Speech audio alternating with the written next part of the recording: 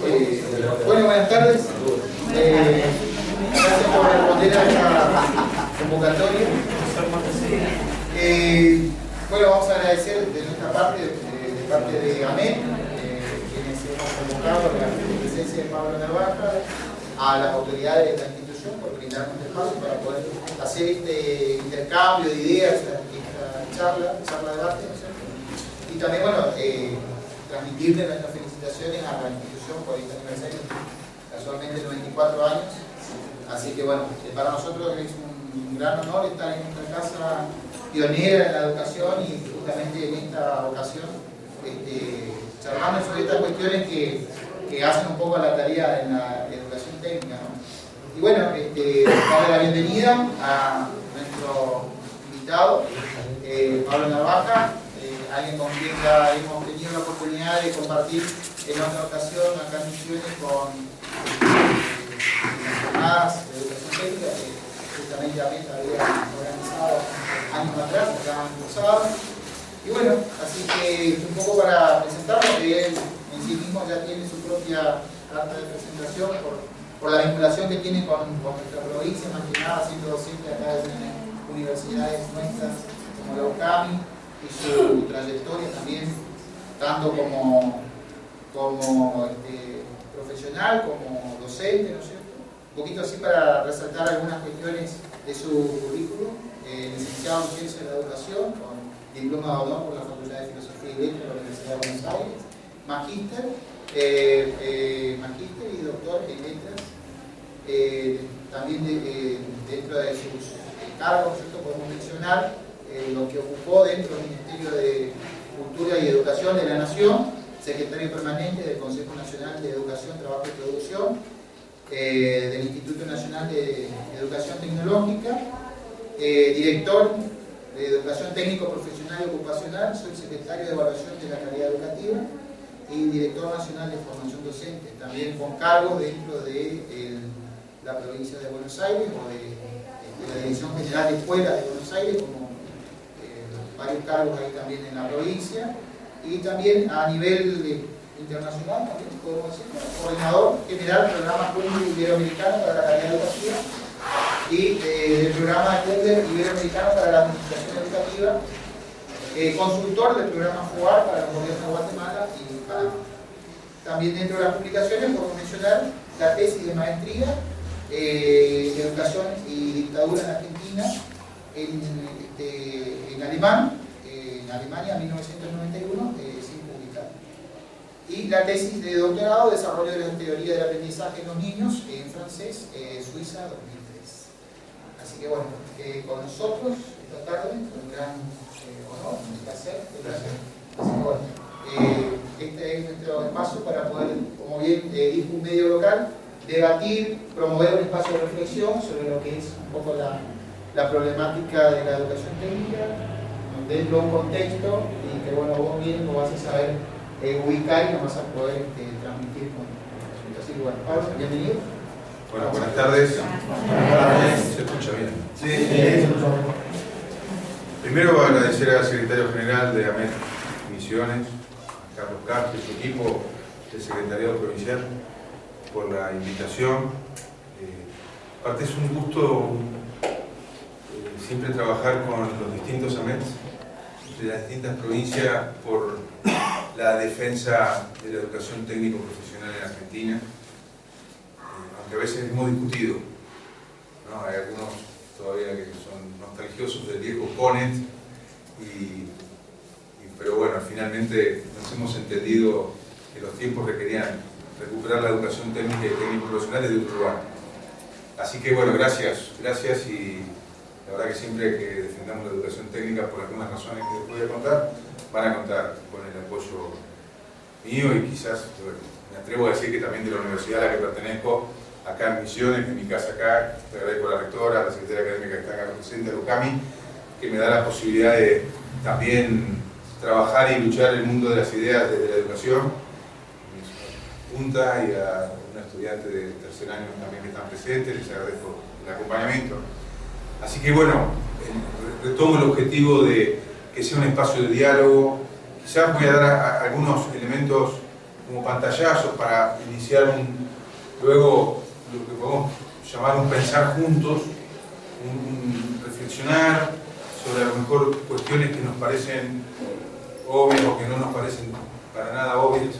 En ambos casos es bueno reflexionarlo y pensar un poco la situación de la educación técnica hoy, quizás más a nivel nacional que solo provincial, que no conozco mucho las relaciones de la educación técnica en la provincia, para eso están ustedes, y ahí podemos hacer bien un contrapunto y ver el panorama. Permiso, me voy a sacar el saco porque empezamos y me voy a sentar, así podemos hablar mejor. Bueno, comenzamos. Es rara la situación, me parece a mí, que vive la educación técnica hoy en Argentina. Técnico profesional. Rara, no porque es... Hola, buenas tardes. Buenas tardes. Siempre de esto voy a dar una opinión personal.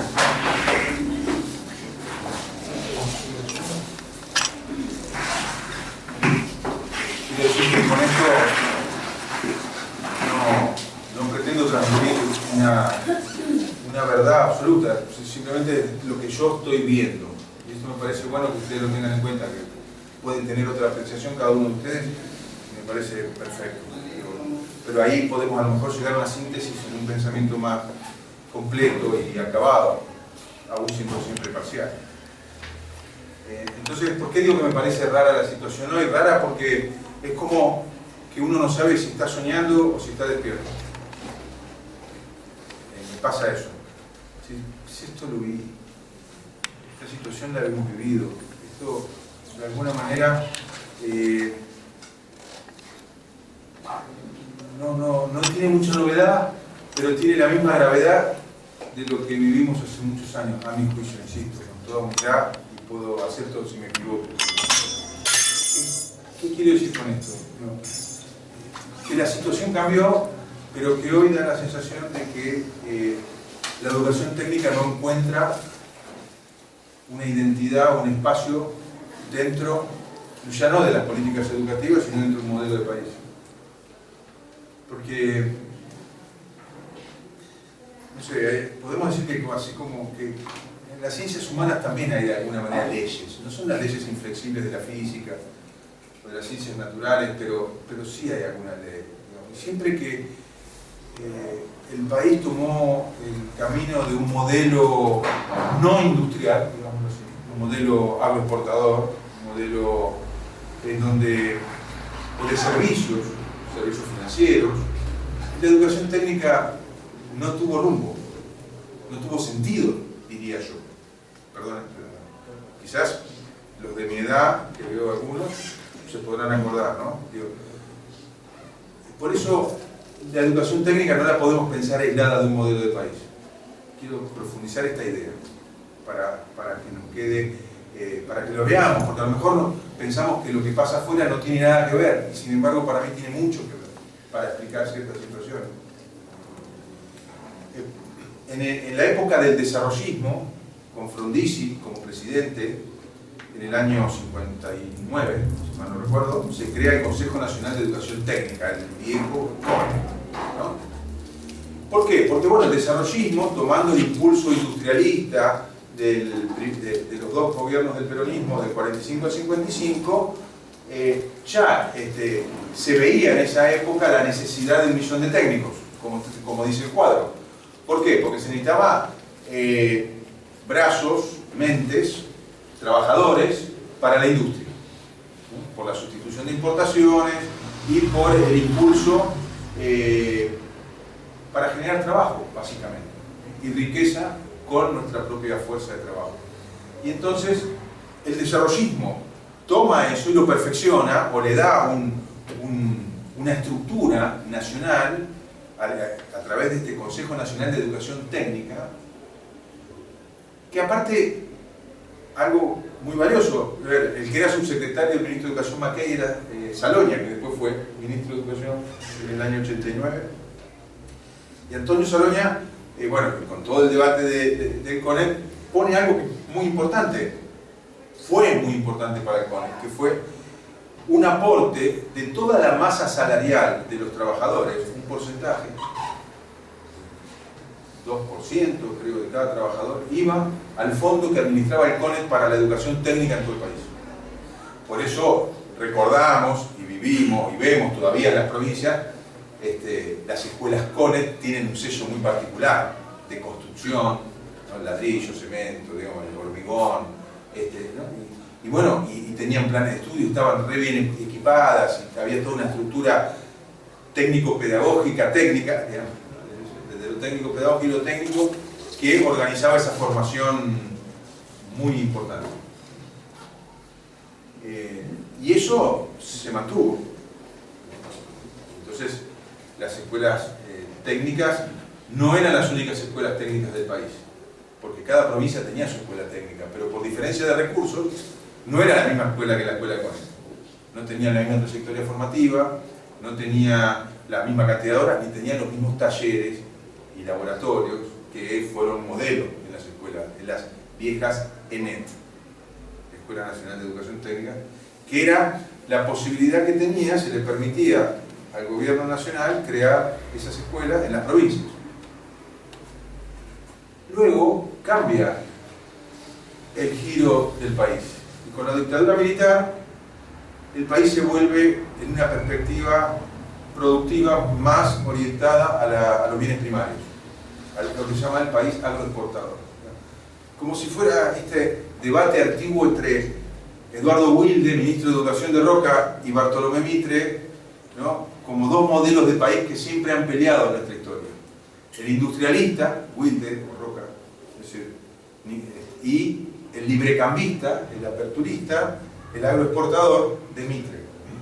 Entonces Wilde le dice a Mitre, mira, ninguna empresa nace fuerte, hay que proteger la industria, y a Mitre y a todo el librecambismo no le importaba la industria porque sus intereses estaban ligados a la explotación agropecuaria. Con la industrialización y la llegada del proceso militar del 76, claramente la política económica está orientada a la apertura económica, librecambista, y a la producción agropecuaria. Y una de las primeras medidas que toma el entonces ministro de Economía, Martínez de Oz, fue eliminar este aporte financiero de los trabajadores al CONET. Con lo cual, a partir de esa época, que creo que fue en el mismo año 76 o 77, no recuerdo, el CONET ya dejó de tener ese financiamiento. Y ahí podemos decir que empezó un declive del CONET, en el contexto en donde también se decía por publicidad que la industria argentina era mala. Ustedes busquen por YouTube la publicidad de la silla que se rompía porque era argentina. No sé si la han visto. Bueno, vean, busquen. Era el ejemplo de lo malo era la industria argentina, ¿no? Y entonces la industria se rompía. En ese periodo decían, es lo mismo producir acero que producir caramelo. Y también se decía, si es más barato afuera, comprémoslo afuera. Entonces, quedaba claro que, y nadie se dio por enterado que el declive del CONET, a partir de la falta de financiamiento, empezó a caer y empezó a deteriorarse. Pero porque tampoco era muy relevante para un país esa formación, ¿no? Con la apertura democrática se le dio importancia al CONET. En el gobierno de Alfonsín hubo presidentes que intentaron, hubo algún presupuesto, pero digamos que no hubo ningún dato significativo nuevo, ni se recuperó, si bien el nivel industrial que existía se mantuvo hasta la crisis de la inflación, etcétera, etcétera, pero volvemos a un proceso de nuevo aperturista a partir del 89 con el gobierno del presidente Menem. Y entonces, el primer golpe a la educación técnica fue la transferencia. En el año 91 se transfieren todos los servicios educativos nacionales a las provincias y entre ellas las escuelas ENET, las industriales. Sin el presupuesto. O sea, otro golpe nuevo, con lo que significó de abuso financiero para las provincias, etc. Y luego, pocos años después, o simultáneamente, digamos, el proceso de la transferencia no fue de un día para otro, la Ley de Educación Federal que le sacaba identidad y entidad a la educación técnica. No estaba contemplada en ningún aspecto de la Ley Federal de Educación. Esto, basta leerla para darse cuenta que no había ninguna referencia, ningún capítulo, ningún artículo vinculado con la educación técnica. Y de nuevo, el modelo de país era ya con el concepto de globalización, apertura global, apertura de la economía, y que en el futuro los trabajos estaban derivados de los servicios y no de la industria. Cierre de pymes, ¿no? Más o menos en esos años se perdieron como 600, 800.000 pequeñas y medianas empresas, etc. Y luego, por la resistencia, entre otros de AMET, en todos los lugares, para defender la educación técnica, las provincias que ya estaban divididas y fragmentadas, porque tenían sus escuelas técnicas tradicionales que no eran CONES, las EPET, que eran CONES, no sé si esta era CONES antes, pero era CONES. Las EPET eran CONES y tenían otra estructura que era diferente a las que eran técnicas de la provincia, que se parecían más a la formación profesional actual que a una técnica, porque a veces no tenían ni talleres, ni laboratorio, ni práctica, tenían menos carga horaria, eran solo turnos, etcétera, etcétera. Y el vacío de la educación, de la ley, lleva a un remiendo que es el polimodal más trayecto técnico profesional. Ustedes se acordarán todo, pero que en realidad no daba cuenta de lo que es la formación de un técnico. Eso también lo sabemos. Y eso fue una forma de tener contento a un sector del colectivo docente y de algunos que decían no vamos a tener. Pero ustedes ven que en estos periodos es una constante, digamos. O sea, cuando el país va hacia la apertura económica y va hacia la pérdida de empresas, de industrias, tenemos el proceso de desdibujamiento sería de la educación técnica, ¿no? Pasa lo contrario, cuando en el primer periodo de Perón, en el periodo de Frondizi, con el desarrollismo, 1 millón de técnicos en el primero, el CONES en el segundo, cuando empieza el proceso luego de la crisis del 2001 de reactivación económica, se vuelven a faltar técnicos. En el 2003, y especialistas. Entonces, ¿cuál era la demanda del momento? En el 2003 quizás tú más se acuerdan. Faltan los oficios, falta fresador, falta tornero, falta matricero, falta parador de calzado, falta afilador de aserradero, falta. ¿No?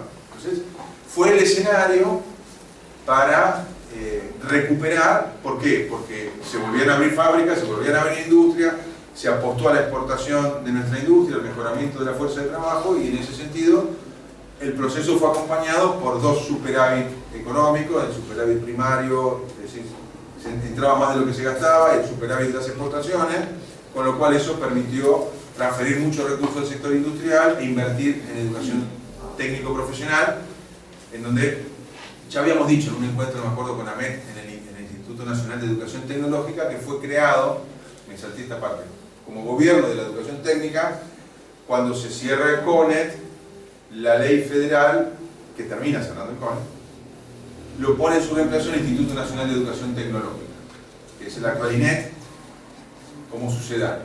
Y el INET, durante los 90, tenía un sesgo más empresarialista y de formación en aquellas habilidades y capacidades que más que nada requerían las empresas vinculadas a la internacionalización económica. Grandes empresas metalúrgicas o grandes empresas automotrices, grandes empresas que pedían no especialistas. Y esto es muy importante. Entonces, no necesitamos un matricero, necesitamos como un técnico que sepa hacer muchas cosas, un tecnólogo. Pero porque esas empresas tenían muchas cuestiones resueltas por la robotización, por la automatización y por sus casas matrices.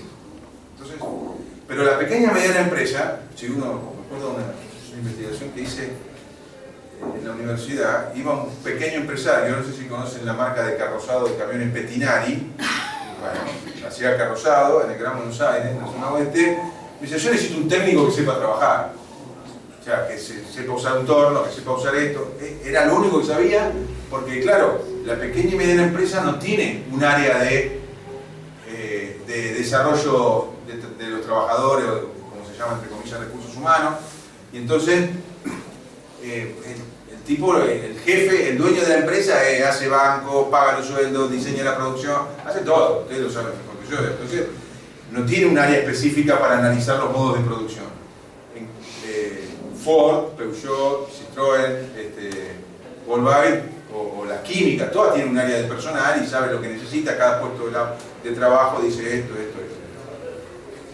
Entonces, durante los 90 el INET formó para un pequeño grupo de empresas que por otro lado es la que menos trabajo da, porque el 80% del trabajo en Argentina lo generan las pequeñas y medianas empresas.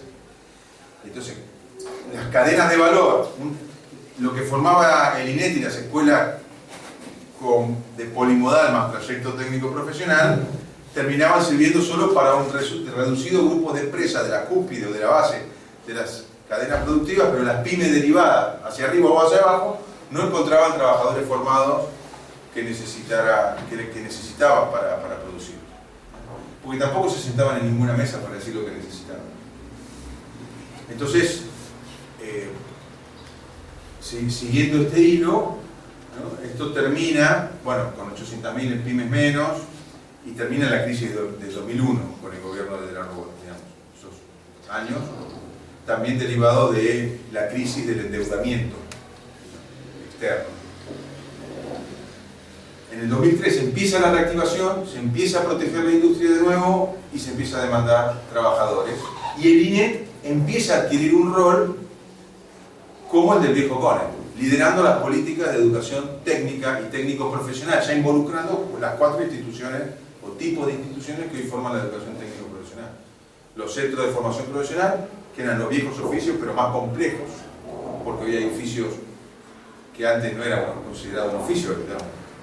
Eso, auxiliar de mecánica de freno, es un oficio y maneja tecnología y hasta debieran matricularse, ¿no? O un electricista de segunda o de tercera se tiene que matricular y es un oficio también. Por supuesto que tenemos el técnico electricista también, pero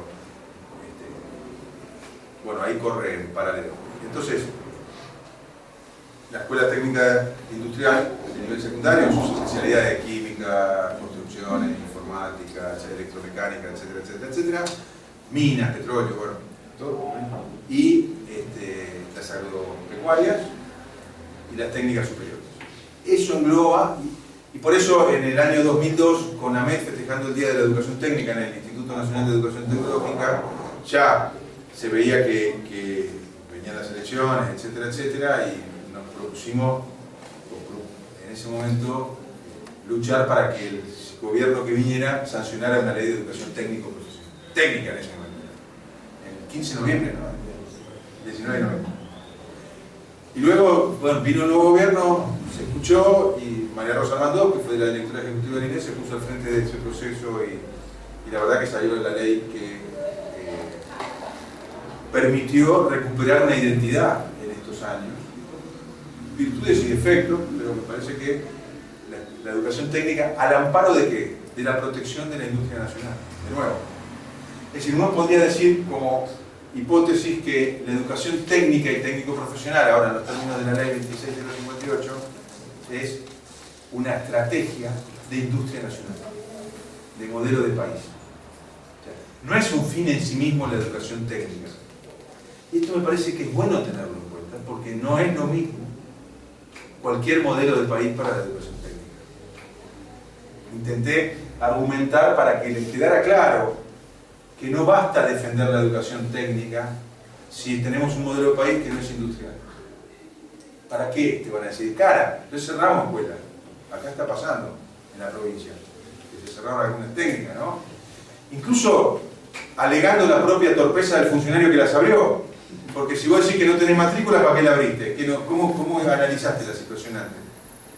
Lo que pasa es que, claro, si cambian los vientos y los funcionarios van como una veleta para donde va el viento, el déficit de política sectorial en la incertidumbre de la política general termina siendo nefasto para el sector de la educación técnica. No sé si se entiende lo que estoy diciendo. Entonces, estamos ahí en un problema que es consecuencia de otro problema. Yo le mencioné algunos oficios. Si yo le dijera que sitúen esos oficios de matricero tornero en un modelo de país, pensamos en un modelo industrial. Ahora, si yo le dijera, vamos a desarrollar los perfiles de el guardavida, el oficial de bombero y el oficial de policía, ¿cuál sería el modelo de país? Evidentemente no es industrial, ¿no? Bueno, son los perfiles que está trabajando el INET ahora. Que también uno puede pensar, es técnico el bombero, pero aparte como puesto de trabajo es complicado porque son voluntarios los bomberos mayormente, ¿no? Más allá. Policía y ahí entrar por la rama Para el bombero de la policía. Claro, hacer un curso de... Sí, pero para el bombero de barrio, de pueblo que son voluntarios, son voluntarios.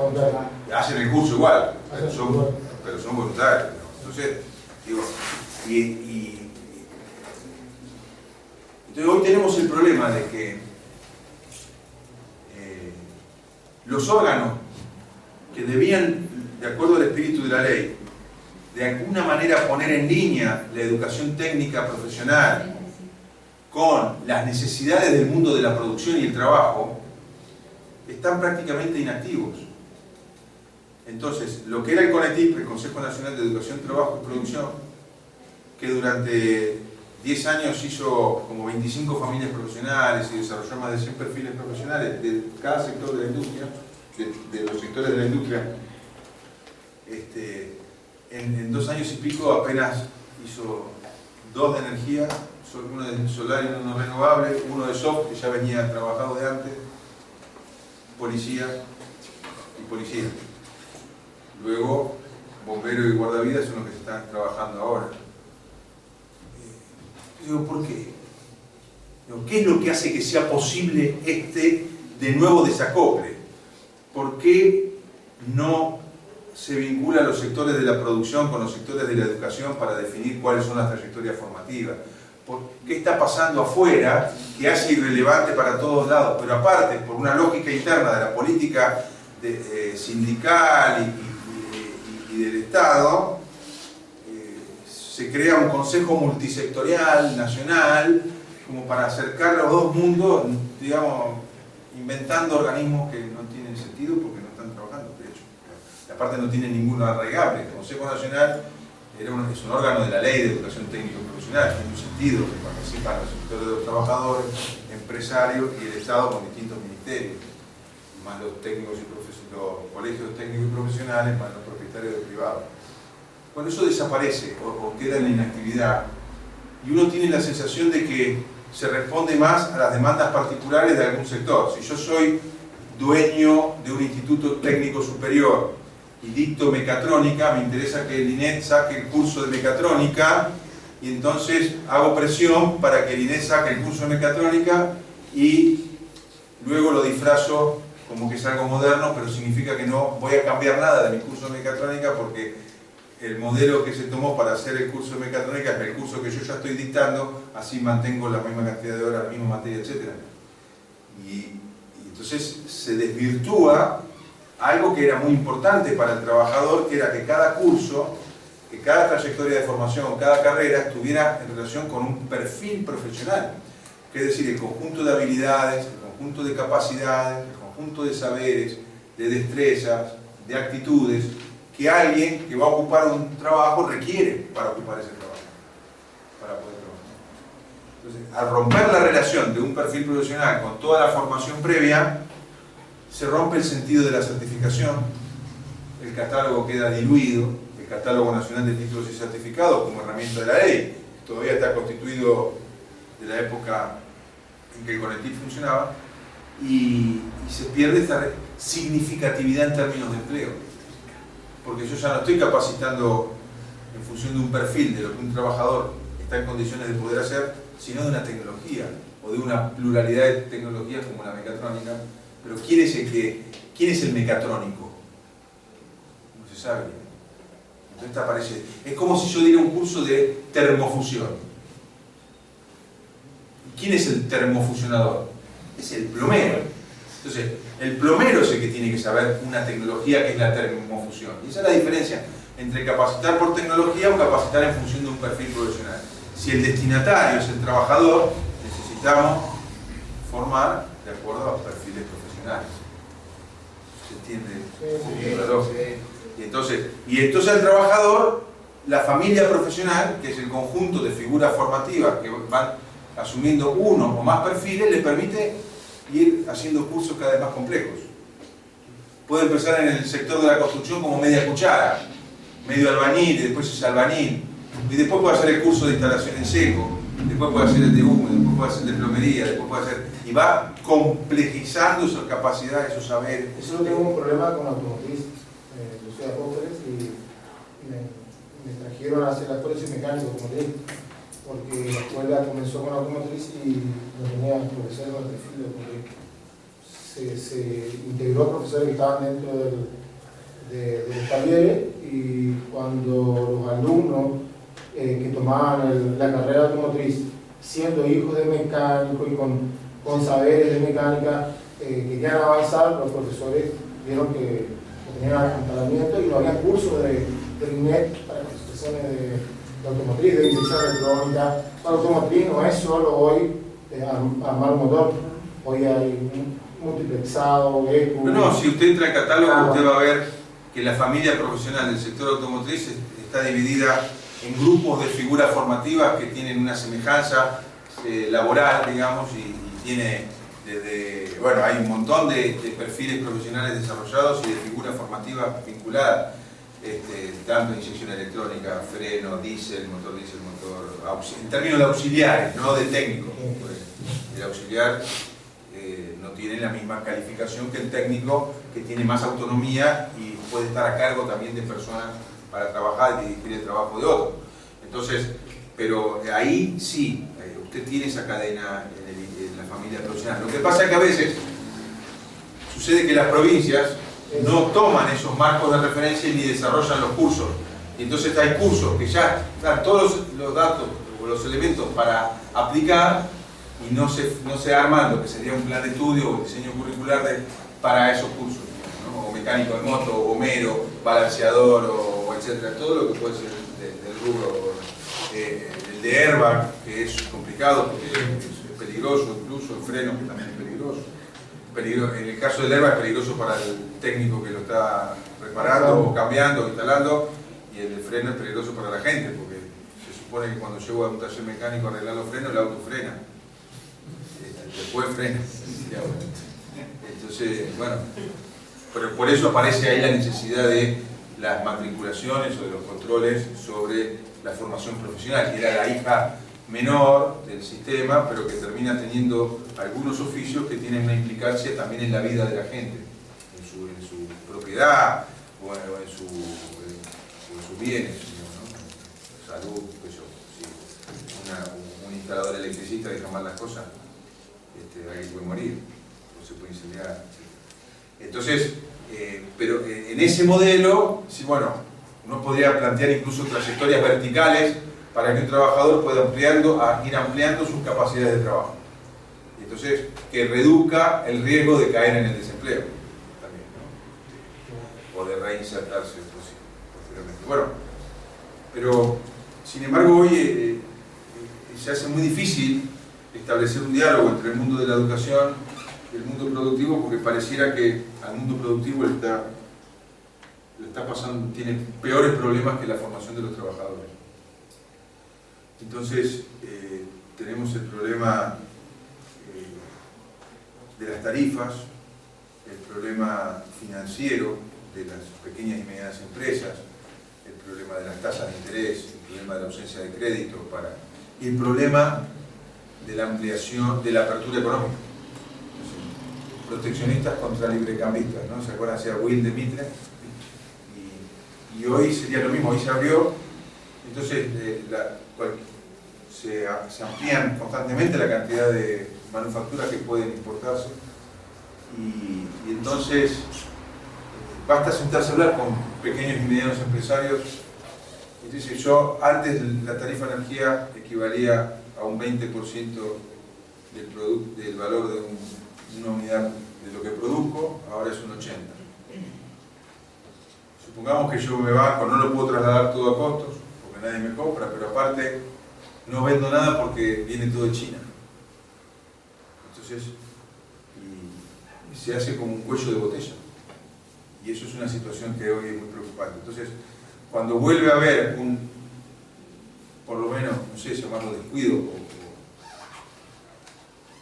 o un principio filosófico de apertura económica, como queramos llamar, entonces la empresa tiende a desaparecer porque ninguna empresa nace fuerte. O sea, imagínense si Donald Trump, presidente de Estados Unidos, que tiene industria fuerte, nadie puede decir que no, protege su industria, que son robles, ¿cuánto más tendríamos que proteger nosotros la nuestra, que son álamos?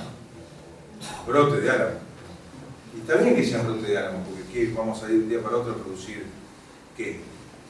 ¿No? Entonces, eso es un proyecto de largo plazo. Igual, por ejemplo, en la industria de alta tecnología, que Argentina es fuerte, que le vendemos reactores nucleares a Holanda, a Australia, satélites a Italia.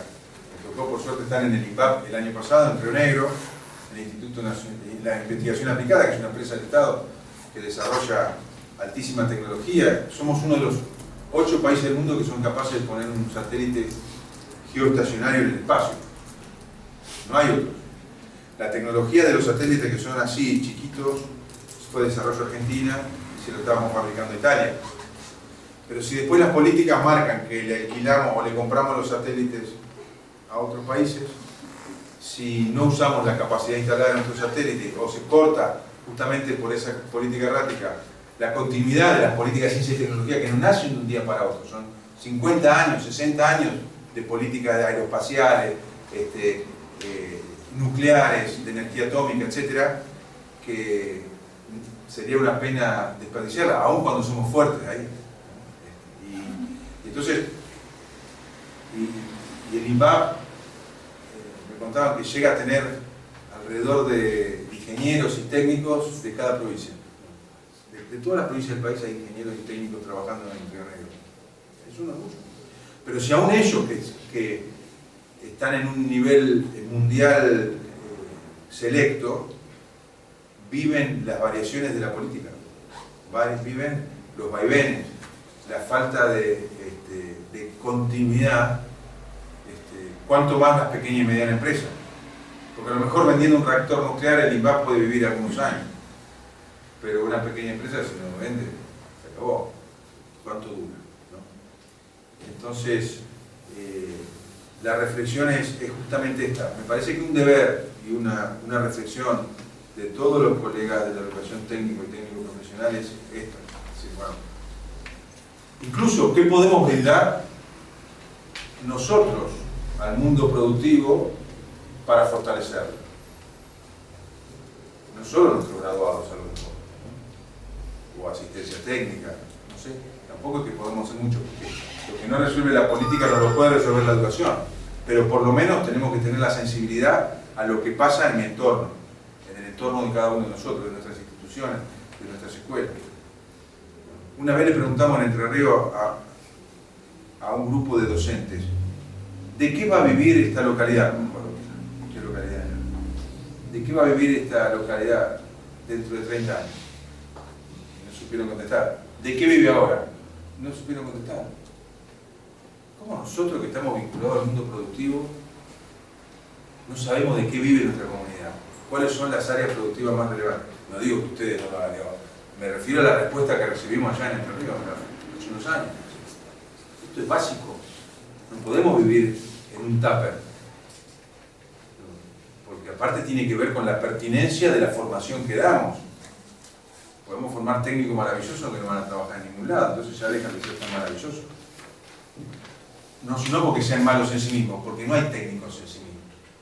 Siempre hay alguien que está en relación con una necesidad social o productiva. Entonces, tener la mente, los ojos abiertos, tener los ojos abiertos a nuestra comunidad es saber de qué está viviendo y de qué va a vivir dentro de 10 años.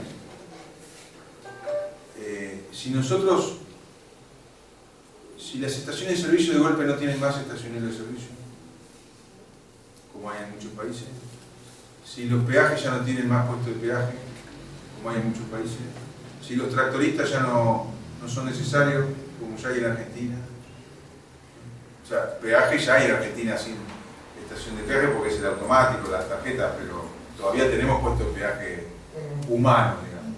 ¿Cuánto más? Si el lavaauto no va a tener más lavadero de auto, va a ser automático también. Y cada uno va a un lugar y se lava su auto y paga, pone la moneda y se va. Si los taxis ya no van a tener conductores de taxi, si los bancos ya no van a tener más bancarios, ya hay bancos sin gente, ¿no?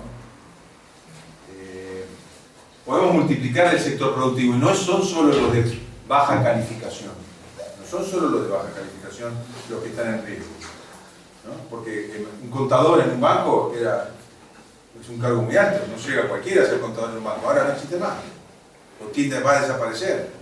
Entonces nosotros tendríamos que empezar a preguntar en nuestro contexto, en nuestra situación concreta, donde está cada una de nuestras escuelas, de qué está viviendo nuestra comunidad, dónde están los puestos amenazados por la tecnología, hacia dónde va, y cómo podemos anticipar eso, porque nadie puede negar el avance tecnológico, eso se va a imponer a la larga. Lo que podemos hacer es decir, bueno, retrasémoslo hasta que recalifiquemos a los trabajadores para que se puedan insertar en otro sector, pero un tractorista es muy difícil que pueda hacer si no se le enseña y si no tiene un tiempo de formación, instalador y mantenimiento de los servicios electrónicos de un tractor que se maneja georreferencialmente. Hay que formarlo para eso.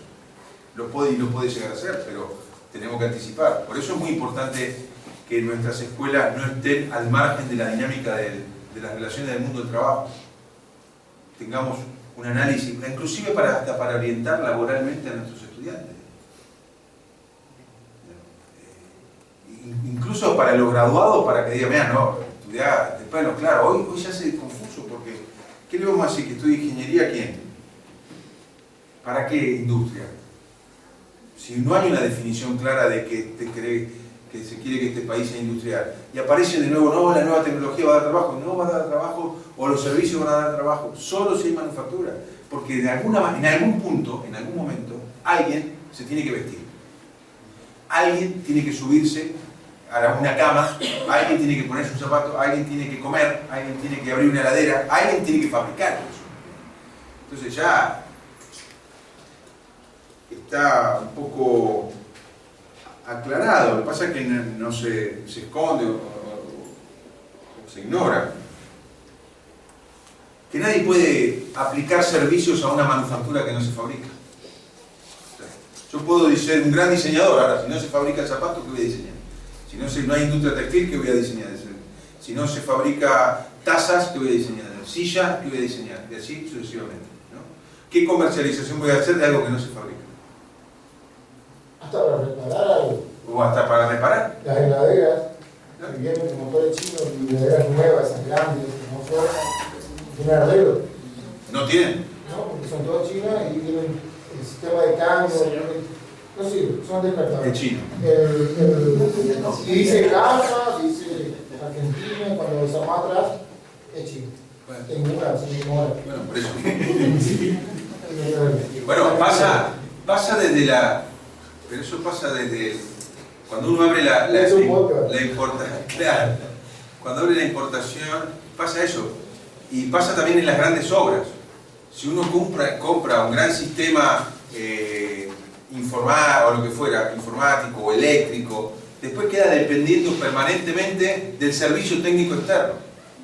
Y generalmente me ha tocado estar con universidades chinas, que por una carrera, soy director del Departamento de Desarrollo Productivo en la Universidad de Lanús también, aparte de la Carocami, y por tecnología ferroviaria nos interesaba que los chinos nos transfirieran tecnología, no que nos vendieran nada, sino que nos vendieran cursos, pero queríamos mandar gente a China, porque ahora que compramos todos los ferrocarriles en China, no tenemos quien los arregle, y el contrato dice que hasta la silla de plástico le tenemos que comprar a los chinos, a 4 veces más valor de lo que podría fabricar acá, y son sillas de plástico, o las manijas.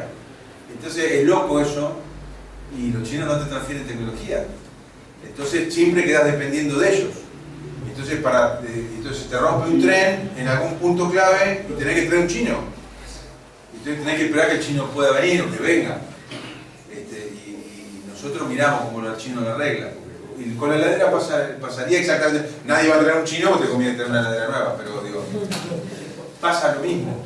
cuando no somos los propietarios de la tecnología que usamos, de la ciencia que usamos, por eso es tan importante el mundo de la universidad y científico-tecnológico, acompañado de la educación técnica, porque eso tiene impacto directo en la formación de una población activa, cada vez mejor calificada laboralmente, cada vez con mayores capacidades de resolver cosas, porque generamos conocimiento que nos permite resolver cosas, situaciones y desarrollo. Pero fíjense, entonces, tenemos un problema. A ver, ¿qué está pasando en la educación técnica? En el año 2015 había 1.500 millones de pesos en planes de mejora. En el año 2016 se mantuvo esa tendencia. Tendió a subir un poquito, pero digo, neutro en relación con también el incremento de la inflación. En valores absolutos era más o menos la misma suma. Podría ser un poquito menor si lo consolidamos en relación con la inflación. Pero no importa, lo mismo. Ahora, en el 2017, de 1.200 pasamos a 300 millones. Sobre un fondo de 8.000 y pico de millones.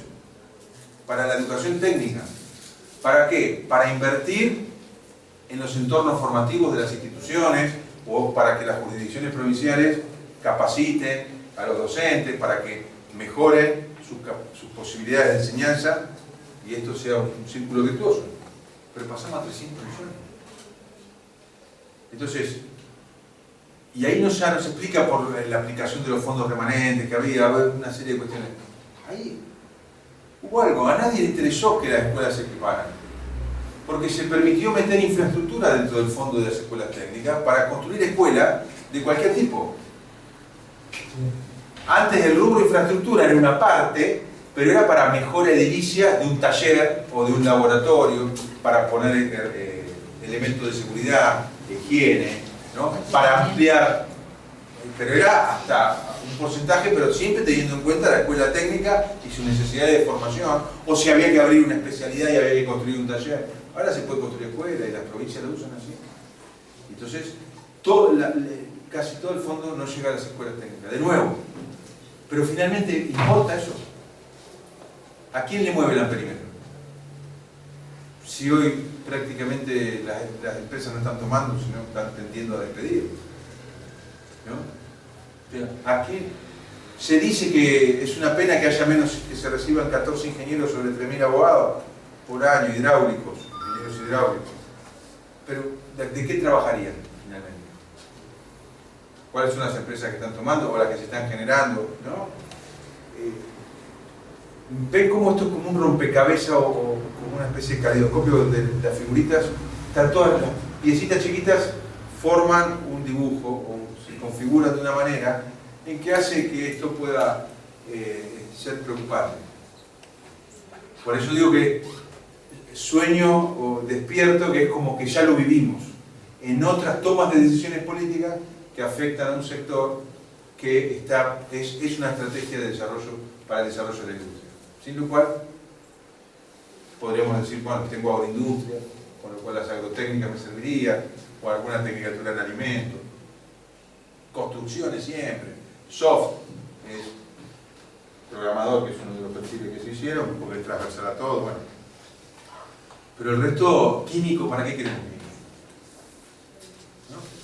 Sobre todo analizando la cadena de valor de la industria química, que es un problema, digamos, porque en general son las de la base, las que generan las sustancias químicas genéricas, las que son más fuertes, más internacionalizadas, las que tienen vinculación con las patentes y los royalties de producción de ciertos productos químicos, y ya después el resto le agrega algo, pero compra la droga o compra la base a esas grandes empresas. Y el mercado se ordena hacia arriba, digamos, las pymes que, bueno, yo me pongo una fábrica de lavandina, compro cloro, la diluyo y listo, pero el cloro se lo tengo que comprar a alguien. Y así yo o la crema base para hacer maquillaje o pinturas o lo que fuera. Y lo mismo con la industria automotriz, es al revés, digamos. Las grandes automotrices van a un pequeño y le dicen, mira, quiero que me fabriques esta pieza bajo estas especificaciones. Entonces ahí se va ordenando, ¿no? Pero cuando hay momentos de restricción, la empresa que encarga 300 compra 100 y dice, bueno, el resto tenemos. El PYME tiene que absorber los riesgos. Porque estamos en un problema de hoy de la transferencia de riesgos. Lo mismo le pasa a alguien con el supermercado. Cuando le entrega la producción de huevo al supermercado, le pagan a 90 días, cuando va a buscar el cheque a 90 días, dice, no, pero ahora en vez de 10 te pago 9 porque no se vendió, porque, qué sé yo, porque bajó, se lo pagan el precio. Y eso son mecanismos reales que lo que se termina afectando es la producción. Y para nosotros eso no es neutro, insisto, para la educación técnica es vital, tiene sentido pleno dentro de un país que se realiza, poder ser, digamos, el acompañamiento del desarrollo de un sector productivo que dé trabajo en Argentina, ¿no? Y que genere riqueza y que genere también mejora de calidad permanentemente, ¿no? Porque también hay excesos de ese lado que los conocemos todos, ¿no? Protegido, entonces cobran más, menor calidad, uno se compra una remera y a veces le chinga porque, ¿no? Pero también eso pasa con la China, entonces digo, bueno, por lo menos defendamos el trabajo argentino. Así que bueno, esta es la reflexión que yo quería un poco plantear, pensar con ustedes. Me parece que ustedes tienen la misión en múltiples facetas de hacia adentro que sus funcionarios defiendan a la educación técnico profesional, que no vean en la educación técnico profesional un fondo para distribuir, para tapar los agujeros que ellos no tienen de otro lado y para sacar la plata de las escuelas técnicas para otros rubros que son incapaces de generar sus propias políticas, digamos. Eso me parece que es muy importante eso. Entonces, hay que defender eso. A mi juicio, perdón, pero habría que defender. Si no, la escuela técnica, dentro de 3 años vamos a tener de nuevo los mismos entornos formativos, los mismos equipamientos inapropiados que teníamos en el 2003 para dar cuenta de las necesidades de un país que se reindustrializa. Y nuestros funcionarios provinciales no pueden entregar la política así a cambio de un aula. Porque por un lado construyen un aula, por el otro lado se le caen 100 instituciones que quedan sin sentido. Claramente que hoy en este modelo es complicado. Entonces me parece que ahí el mayor control democrático que tenemos es que los funcionarios le tienen que rendir cuenta a los propios actores del rubro, ¿no? Y en un nivel más amplio, bueno, sí, necesitamos que se defienda la industria. Me parece que ahí es un elemento hasta que supera la mirada corta de defender solo mi espacio como docente de taller o maestro de enseñanza práctica, lo que fuera, o de una escuela técnica, sino decir, no, sin esto yo no voy a existir tampoco, digamos. También es cierto que los instructores de la educación técnico profesional y los profesores de educación técnica, media, agraria, agropecuaria e industrial tienen mucho más obligación de capacitarse permanentemente, porque las tecnologías perecen mucho más rápido que la historia, digamos, ¿no? En un secundario común. Entonces, ¿qué vamos a dar? Si el instructor sabe solo perfo, grado, verificación, ¿qué vamos a perfo, grado, dar curso de perfo, grado, verificación hoy? Si nadie perfo, grado, verifica nada. Pero vos tenés el curso porque tengo al instructor. No es esa tampoco. Entonces, ahí, por eso hay que tener quizás una ejemplaridad en estar permanentemente actualizado para esa tecnología que después tengo que enseñar. Por eso la ida y vuelta con el sector productivo también tiene que ser una ida y vuelta de enriquecimiento mutuo. Porque claramente nadie puede enseñar acerca de un mundo que no conoce. Yo podría tener un técnico químico, profesor de química en la escuela y no conoce nada de la industria química, siempre dio clases de química. Bueno, compañero, muchacho, muchacha, andá, te llevamos a alguna empresa química, fíjate cómo es. Porque los chicos tienen que, vos le tenés que de alguna manera enseñar algo de cómo es, ¿no? Por foto, no, claro, o por lo menos a mirar video, sí, pero por lo menos. Así que me parece que tenemos una responsabilidad importante y me parece que hay que defender, ¿cómo podría decir esta frase, esta idea? Defender el sector sin enquistarse. Se me ocurre decirlo así, decir. No porque nosotros tengamos sentido en nosotros mismos, nosotros no tenemos sentido en nosotros mismos. Solo en un proyecto de país más amplio.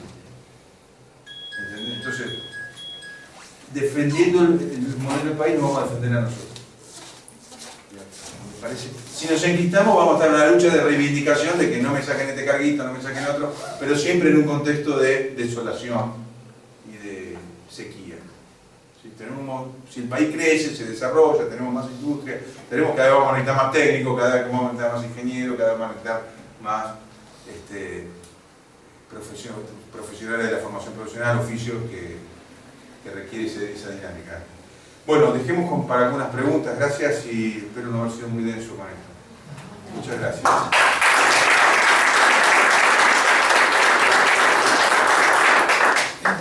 Pablo, nos gustaría presentarte el director, el dueño de casa, el señor César Alegre. ¿Qué tal? Nos acompaña. Feliz cumpleaños. Gracias.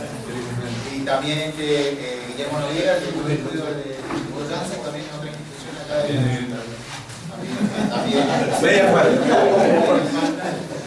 Bueno, y estamos a la espera de de las autoridades. Sí, por este planteo que nos dejaste, la verdad que ahora entendemos por qué. Iba a preguntar justamente cuántos funcionarios hay acá, pero Ahora, entendiendo bien el discurso de la presentación, está la respuesta ahí. A ver, no es que se me caigan, no tengo ningún problema en hacer el mismo análisis a los funcionarios. De hecho, estuve el otro día en el Instituto Nacional de Educación Tecnológica con un funcionario y yo le hacía el análisis, no tanto de la industria, sino más que nada cómo se desvirtuó el desarrollo de los perfiles profesionales para cumplir necesidades espurias, digamos, pero no reales del desarrollo, y me dijo que yo había sido muy duro, pero que tenía razón. Bueno, vos dirás cómo es la dinámica ahora, es un intercambio. No, el intercambio, sí, como hacemos preguntas, si hay preguntas, si alguien quiere dar su opinión. La idea de defender los espacios nuestros, comparto totalmente todo lo que dijiste, pero a veces nosotros lo que no hacemos es ver el problema de la raíz del país. Cuando vos decías ¿qué sacamos para afuera de nuestros alumnos? ¿De qué modelo de provincia tenemos? El modelo de provincia de la mayoría de toda la Argentina es complicado porque vivimos y subsistimos de acuerdo a la participación que nos da Nación o de acuerdo al dinero que nos da. Entonces, si desde ahí no podemos analizar de raíz el problema, es muy difícil todo lo otro que vos empezás a plantear. Y después la otra que vos decís, que es cierto, se pueden perder tractoristas, se puede perder pero en el supuesto caso, que la pregunta también la he escuchado en algún momento, hay países que no tienen todo eso y no hay un caos social tampoco. Pero sí nosotros tenemos muchísimo caos social teniendo todo eso, subsidiando todo eso. Es decir, que se puede hacer, no teniendo un caos social con las personas que en teoría van a perder todo su trabajo. Entonces, se habla mucho de un consenso nacional de todos los actores ahora para poder ver qué modelo de país queremos en serio. Es decir, vos y yo tal vez habremos escuchado muchas veces todas estas cosas ya a través de tantos años, pero nunca podemos salir de eso. Nunca podemos salir de eso. Sí, a ver, algunas cosas, porque en algunas cosas creo que yo las comenté en otro momento. Yo mostré la dictadura militar y el modelo agroexportador con los 90, y quizás parecido a la actualidad, por lo que se va viendo, de apertura económica, destrucción de la industria a nivel nacional, por eso quiero hablar más a nivel nacional, y pérdida de sentido de la educación técnica en términos concretos, financiamiento, planes de mejora en distintos momentos, estructura curricular e institucionales. Porque se perdió la institucionalidad en un momento histórico de la educación técnica. Eso es el tema. Es cierto que yo nunca planteo, porque lo vi en la realidad, entonces no puedo plantearlo conceptualmente, la subordinación de la educación al sector productivo. ¿Por qué? Porque la demanda del sector productivo es una variable más, no es la verdad. Entonces, si no, uno se podría decir, bueno, ¿para qué quiero en provincias con índice de empresarialidad cero tener escuelas técnicas, ¿no? Porque quiero que haya empresas. Los formo técnicos para que haya empresas, no al servicio de las empresas que ya existen. ¿Se entiende? Es al revés. O sea, no una formación para el mercado. No, porque yo creo que el mercado, bueno, yo no. La teoría dice que el mercado se equivoca también, pero aparte hay intereses de mercado y de actores, y no tenemos un mercado tan grande, entonces, como definí yo, los que se sentaban en la mesa eran los grandes y perdieron los pequeños en los 90. Entonces, ahí tenemos un problema de que nuestro mercado es muy deficitario en términos de actores, es muy fácil tener el monopolio. Hoy hay un molino en la Argentina que tiene 45% de la producción de harina de la Argentina es un solo molino, y nadie lo dice. Bueno, entonces, ese es los déficits de nuestro mercado. Entonces, yo creo que la grieta de Mitre y Wilde es la grieta permanente de nuestro país, que no la arreglamos nunca, que es dónde podemos abrir la economía y dónde protegemos la industria. Esto es un tema. También mencioné que Estados Unidos está protegiendo su industria, o sea, ¿cuánto más tendríamos que protegerla nosotros? Entonces, el problema es, a ver, me parece que es un problema muy complejo que excede a la educación técnica, pero que no es indiferente a la educación técnica. Y sobre la protección. Estados Unidos protege, todo el mundo protege, y acá se protege también en determinados momentos, pero tampoco se quiere que nosotros seamos totalmente competitivos tampoco, porque ese proteccionismo que tenemos a veces por ciclos nos vuelve incompetentes para la otra. Entonces, por eso es un ciclo donde... Son políticas continuadas de Estado, o sea, yo estoy de acuerdo con pero eso. lo hacen crecer. Igual un último ejemplo, para lo que voy a decir. Nosotros producimos ingenieros atómicos desde cuándo. ¿A dónde lo metemos a trabajar a esa gente? Y producimos ingenieros atómicos de excelencia. Y lo metemos en todo el mundo. Es decir, nosotros hacemos gasto para esparcir por todo el mundo nuestros ingenieros atómicos para que trabajen por otro lado. Sí.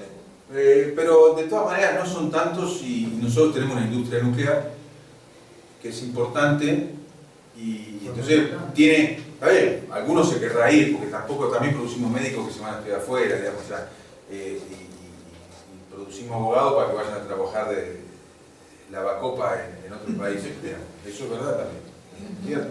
Pero quizás en lo que estamos de acuerdo es en que es necesario definir un consenso de que permitan políticas de Estado a largo plazo. La protección tiene que estar siempre, me parece, porque lo que yo veo en Europa también. Alguna vez la embajadora de Austria me dijo, qué difícil es venderle cosas a la Argentina. Como criticando nuestra industria cerrada. Ah, sí, que es fácil venderle a Europa, le digo. Entonces se rió y no habló más. Claro, porque ¿qué nos compra Estados Unidos? Limones. Pero no nos compra los aviones de práctica militar que por el lobby inglés no nos compró a nosotros y se lo compró a otro. Entonces nosotros queremos que nos compren, que nos dejen vender también lo que producimos bien, porque producimos muchas cosas bien. Cajas de seguridad para bancos, es una cooperativa, una empresa recuperada que exporta a toda América Latina y está en crisis y es competitiva, le exporta a todo el mundo. ¿Y cómo es? ¿No? Entonces digo, protección tiene que haber, pero lo que falta son estos controles para que no haya abusos de la protección, que es lo que yo mencioné algo, porque también hay abusos de la protección y no puede ser.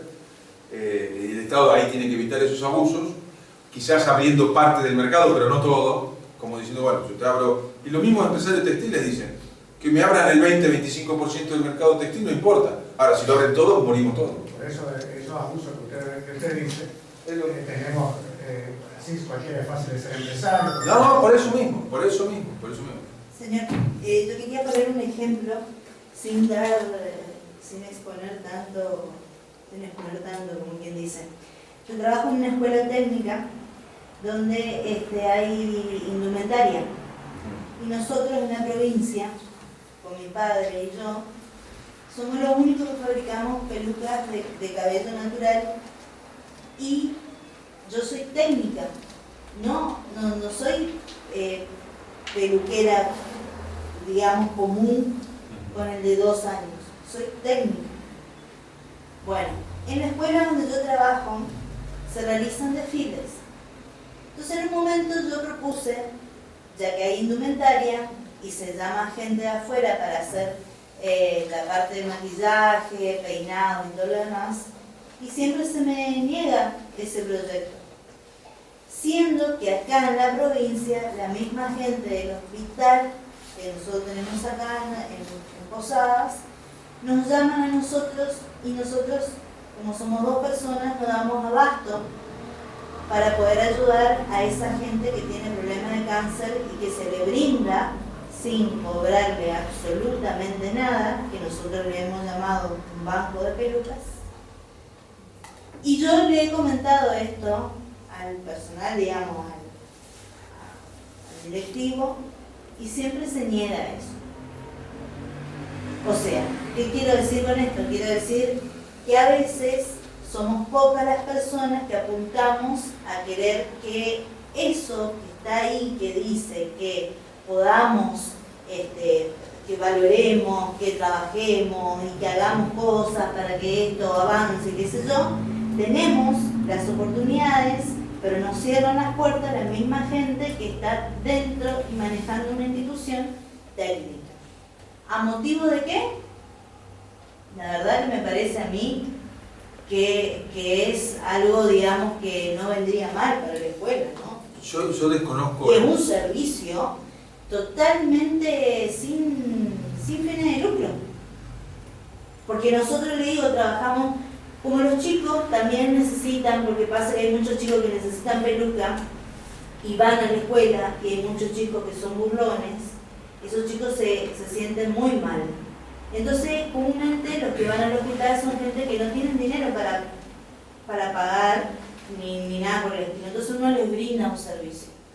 Bueno, yo dije, como trabajo en una escuela que tiene indumentaria y que hace desfile, y que necesita gente que maquilla y que hizo otro más, la respuesta es, pero nosotros pagamos o le llamamos a gente que brinda ese servicio.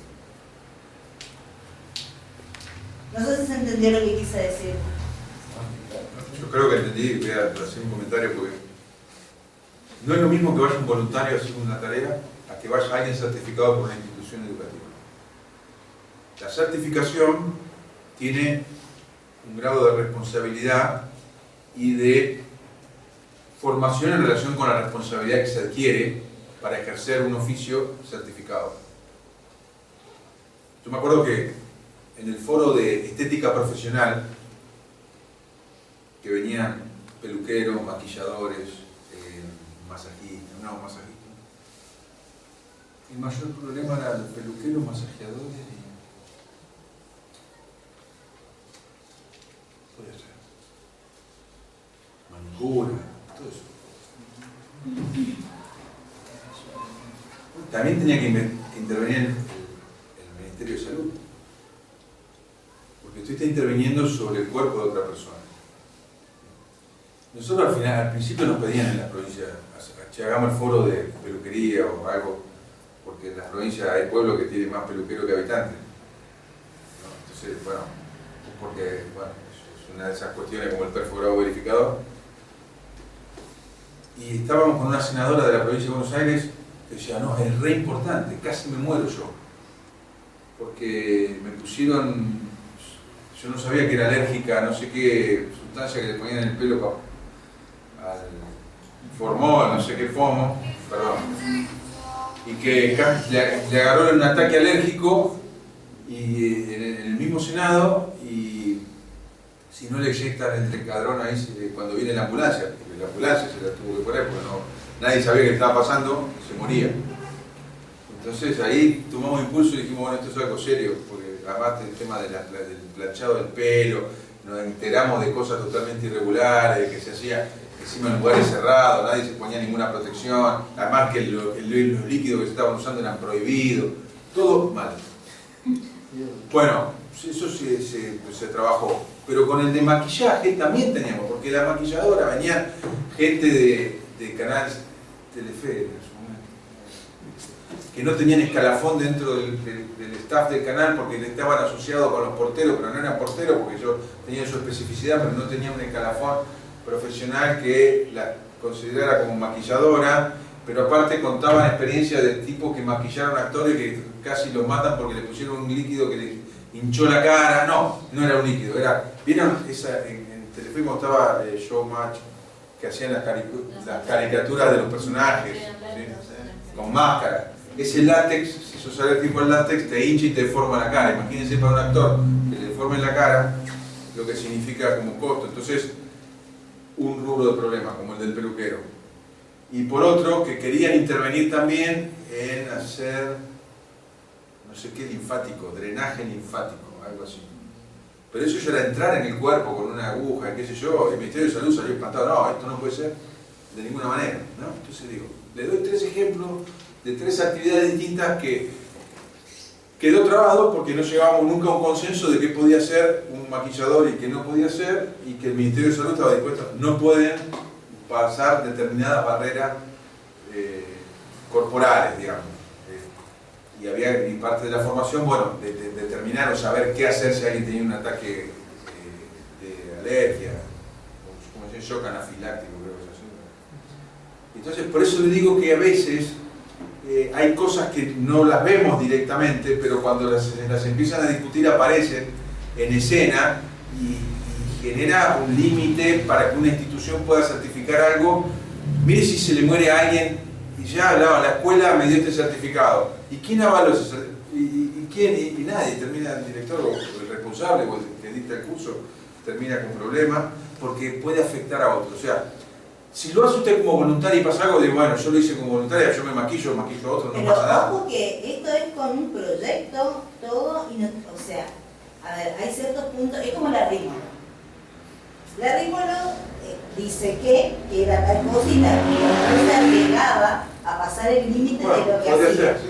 Pero acá no hay nada más que, incluso le digo, creo que las mujeres más que somos las que nos teníamos, hasta para hacer una tintura hay una prueba para saber si uno es alérgico o no a ese producto. Bueno, son todas cosas claro, son cosas que se explican y que pero yo quería explicar con esto la dificultad claro, de tener sí, certificaciones que habiliten para un ejercicio de una actividad laboral. Entonces, por eso digo, a veces no es mala fe, a veces hay temas que si uno lo mira desde la salud pública general o desde otras cuestiones públicas, bueno, una certificación no es menor. Pasaría lo mismo si yo le doy el título de maestro mayor de obra a cualquiera. No a cualquiera, pero si yo digo, bueno, este año hubo muchos paros en 5.º año y no tuvieron taller casi nunca, o no hicieron los cálculos, bueno, resistencia material, no sé cómo es la materia, bueno, igual el título igual. No, el maestro mayor de obra construye hasta 3 pisos, 3 plantas. Si se viene abajo todo, ¿cuántos matan? Nosotros sabemos que el maestro mayor de obra, cuando le dice, miren, por un fierro así alcanza, le mete un fierro así por la duda. Sale más caro, pero eso no se cae más. No. Pero imagínense que está incluido el anticipo. Claro. Después de construir 200 pisos arriba. No, pero quiero decir, la certificación, todo el proceso de la educación técnico-profesional es muy sensible en ese aspecto.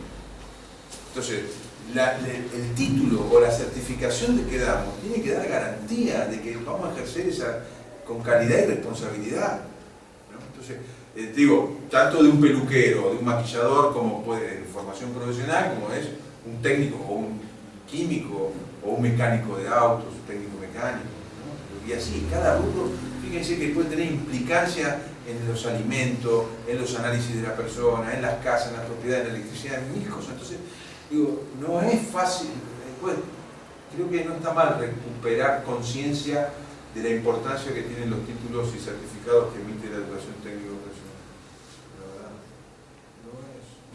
No es dar un carnet de pirata, digamos, ¿no? De corsario. Y además que es muy importante, gran parte de las industrias de mitad del siglo pasado surgieron de profesionales técnicos que salían de la escuela técnica y se ponían su tornería en el garaje de la casa, atrás, y se iban creciendo de ahí, tomaban gente, o un taller mecánico se ponía una casa de análisis de estudio químico, de laboratorio, etcétera, etcétera, muchas, o de reparación de electrodomésticos, salieron de ahí. Entonces, o sea, es muy potente al mismo tiempo, es mucha responsabilidad, pero tiene mucha potencia la formación como para generar impulso. Por eso es un diálogo entre iguales con el mundo del trabajo, no que estamos dependiendo de ellos. Si nosotros aportamos más que ellos, nada, no más que ellos, tanto como ellos. Pablo, el otro día cuando fui al café científico, se hizo en Vicente de Ciudad, mencionaba claramente y un poco por decir tanto César como acá Guillermo, pareciera que ahora se justifica, o vos decías recuperar la autoestima de lo que es nuestra educación, vos hablabas de la educación argentina, en general, no de la educación técnica, porque quería hacer hincapié, porque hemos pasado por ese proceso que vos describiste. Creo que llegamos a un nivel, no digo de excelencia, pero lo que hemos recuperado y tenemos hoy no es malo, claramente no es malo. Y pareciera que se está fundamentando los cambios porque es malo lo que hemos construido en estos años. Y un poco eso tiene mucho que ver con la misma institución. Si nosotros no reconocemos que lo que estamos haciendo es bueno, y sobre todo el producido en el sentido de los chicos. Hoy mencionaba en una charla, digamos, en el mediodía, lo del tema de los autos eléctricos, que justamente se está recuperando acá también en la escuela y en otra escuela, y comentaba una anécdota, los chicos que van a viajar a una competencia de auto eléctrico, que además de tecnología de punta, no es un gasto menor, se le descompone el minibús en que iban y los mismos chicos metieron mano en el minibús y arreglaron el minibús. O sea, refiero que lo que se está haciendo en nuestra escuela, y hablo de las escuelas técnicas, es muy bueno. Uno lo hemos vivido en los años de la expo técnica, en cada escuela que uno recorre, y uno lo único que escucha en los ámbitos en esto de compromiso con la educación u otros más, siempre cuando nos sentamos en la mesa de trabajo, digamos todo lo mal que está, o se describe una educación muy mala. Vos hablabas de la prueba, de la evaluación de calidad, y de lo que tiene que ver con el contexto, y mucho tiene que ver esto de si un chico en una escuela, en un pueblo chico con deficiencia justamente de toda la infraestructura y equipamiento, puede producir algo, viene del -5 al -10 y se va a 5, no va a llegar nunca a 10. Pero si llega a 5, es lo que puede lograr, y que los docentes con las condiciones que tienen pueden lograr por eso. O sea, quería un poco, a mí me pareció muy bueno trabajar sobre... Sí, yo creo que como docente debe ser, yo siento, no sé si comparten ustedes conmigo, pero que nos estén diciendo todo el tiempo qué malo que hace, a mí ya me hincha. Escuchame, vení vos acá, ¿no? ¿Por qué lo digo así? Porque primero, a ver si vos lográs lo que nosotros logramos. Porque no es, digamos, como decía, las condiciones a veces hay que remontarlas. Entonces, y yo creo que la escuela rinde, a ver, creo que tiene que mejorar, sí, totalmente. Pero no creo que tenga que mejorar como ellos dicen que hay que mejorar. Pero los que dicen que tiene que mejorar no generan ninguna política de mejoramiento, sino que le sacan fondos como una herramienta para mejorar. Porque si yo no tengo fondos y requiero para mejorar capacitar más docentes, me sacan los fondos para capacitar a los docentes, digo, ¿cómo cree que mejore? No, salvo que no quiera que exista. Por ahí sería que los directivos, los responsables que deben gestionar una escuela sean técnicos, tengan conocimiento, porque te digo, hoy en día hay muchos que gestionan y desconocen de las diferentes modalidades de educación técnica. Entonces ahí empezamos también a tener... Igual lo que decíamos, sí, claro, el otro día decíamos, pero no busquemos una causa. Son siempre pluralidad de elementos que contribuyen a dificultar la tarea, a hacerla más difícil.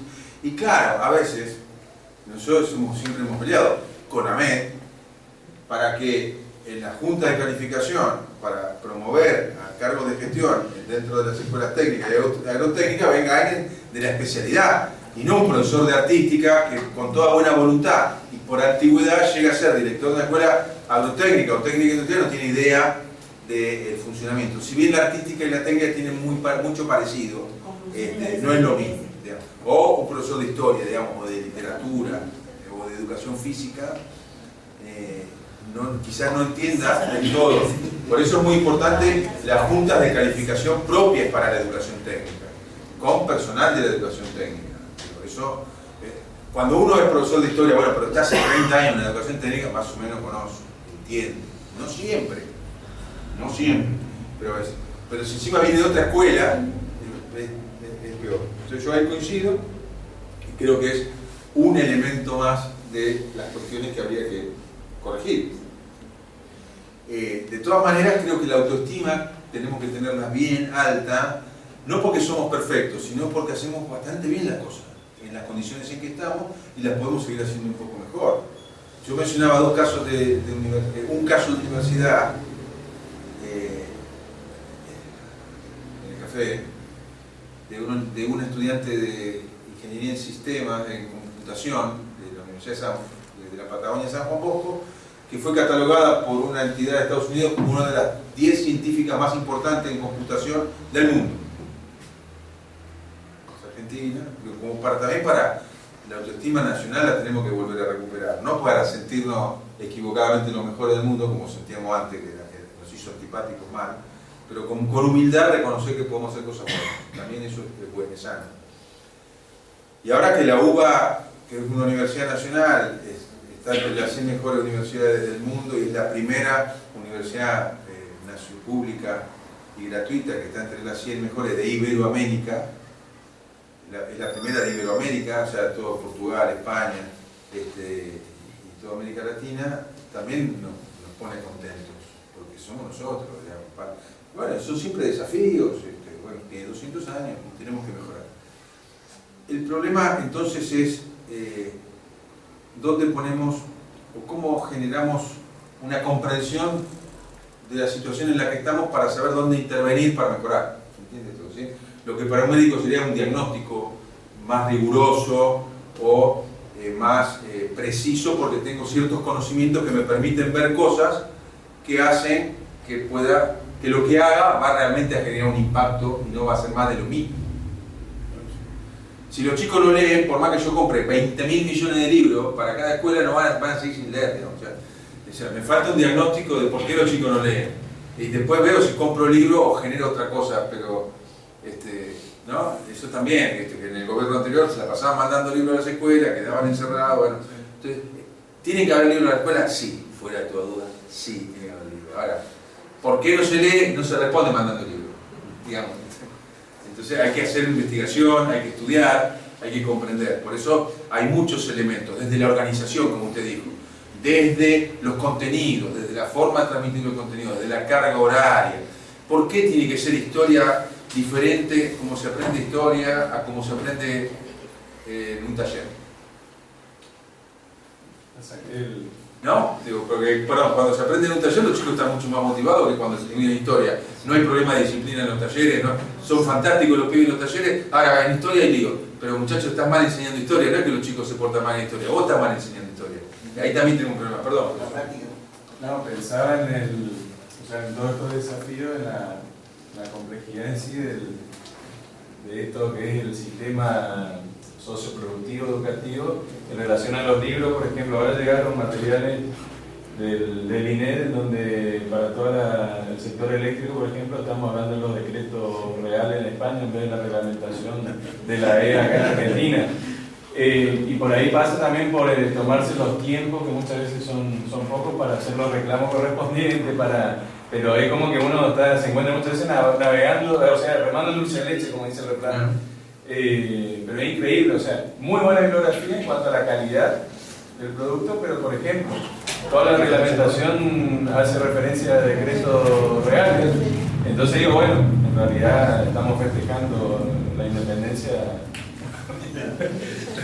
Todo tiene relación, yo creo que, pero bueno, pero volviendo a la pregunta original, me parece que producimos algo. Igual nosotros como formación técnica tenemos que cambiar algo. Crecimos con una, y esto me parece que es una herencia que cuando uno sabe que heredó algo que no está bien y no está en el ADN tampoco, se puede cambiar. Esto de pensar que la educación técnica es para pocos, eso hay que cambiar. Porque hoy tenemos mucha evidencia científica que nos dice que las habilidades de pensamiento se desarrollan. no es que se nace con una inteligencia y esa inteligencia es la misma que cuando morimos.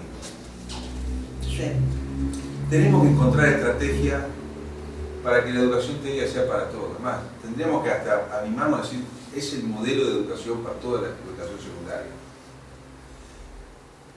No por los títulos que se emitan, porque no, pero sí como forma de relación con el conocimiento. Nosotros sabemos lo que experimenta un chico cuando resuelve un problema aplicando conocimiento. Lo compartimos, porque el chico es como que se le ilumina la cara de que resolvió una situación con el conocimiento. Es en el único lugar, digamos, del sistema escolar obligatorio en donde eso se puede vivir. En el resto de la educación secundaria, el conocimiento queda ahí en la nube, no es ni conocimiento, son palabras, frases, afirmaciones, queda todo. En cambio, nosotros sabemos la potencia que tiene para un chico ver, no repetir de memoria, ver, ya no se lo olvida jamás, nunca jamás. Entonces están en la calle y puede arreglar un auto, si se descompone, puede hacer la instalación eléctrica de su casa y todavía están recién en cuarto o quinto año de secundario, ya la técnica ya pone la instalación, o hace la enfermería, o le enseñan a los padres cómo alimentar a los pollos mejor que lo venía haciendo el padre toda la vida, y los padres se dicen, este pibe cómo sabe en la escuela, y el pibe se siente, yo puedo, ¿ves que yo le enseñé a mi papá a alimentar a los pollos? Hecho verídico. Entonces, esa relación con el conocimiento de la escuela técnica es muy buena, y eso es lo que no tenemos que perder. Y es más, le tenemos que enseñar a los otros profesores, porque también la historia se utiliza. La historia también se utiliza para comprender el presente. El problema es que la historia es como hacer memoria vieja, digamos, o sea, que te cuento lo que pasó. No, pero vos me tenés que contar lo que pasó para que yo entienda cómo soy. Si yo no aplico la historia, y siempre es un bodrio. Entonces, ¿por qué los trenes andan por la izquierda? ¿Por qué las plazas están en el centro? ¿Por qué la catedral es de frente alrededor de la plaza? Son preguntas que la explica la historia. ¿O por qué tenemos rubios y morocho y moreno y mestizo en la misma provincia? ¿Y cómo es? Y bueno, y todas esas preguntas requieren historia. Y entonces, ahora, nadie como un profesor de educación técnica, maestro de enseñanza práctica, un profesor que usa el conocimiento como herramienta, le puede explicar a un profesor de historia o de lengua o de la materia de la formación general cómo usar el conocimiento para aplicar. Es muy difícil. Yo en la universidad tengo un serio programa, los profesores no entienden. Para ellos lo más importante del programa es los temas. Y los problemas, le digo, sobre estos temas, ¿sobre qué problema lo va a trabajar? No, vos tenés que, si no, ¿para qué sirven los temas? Después de todo el proceso de aplicación lo tiene que hacer el estudiante. ¿Por qué? Vos le tenés que enseñar a aplicar, a tener criterio. Bueno, no, es difícil. Pero valor de la técnica. El día que en la técnica el conocimiento se enseñe como en el bachillerato, cerremos la técnica. Porque no va a ser más educación técnica. Y eso hay que defender. Sí te respondí. También. Ya un problema. Pero eso es lo que vos mencionás la historia. Si vamos a todo lo que eran los mayas, los incas, las pendientes, todos utilizaban una técnica relacionada. O sea, si el docente tiene capacidad para relacionar la historia con la parte técnica, sin ir más lejos de nuestra reunión. Totalmente de acuerdo. Teniendo en cuenta nuestro modelo actual, ¿hacia dónde redireccionar los perfiles nuestros?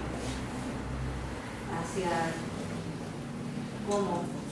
Para que, digamos, porque hay tanta ¿no? Yo creo que ahí hay que, ¿sabes? diversidad. Creo que no es una respuesta que podamos dar nosotros, pero sí tenemos que participar nosotros en esa respuesta. Es decir, si hay, digamos, una convocatoria a pensar de qué va a vivir la provincia dentro de 20 años,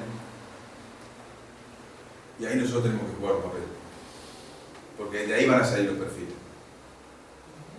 Entonces a lo mejor no necesitamos ingenieros en petróleo. Mientras tanto, ¿qué hacemos?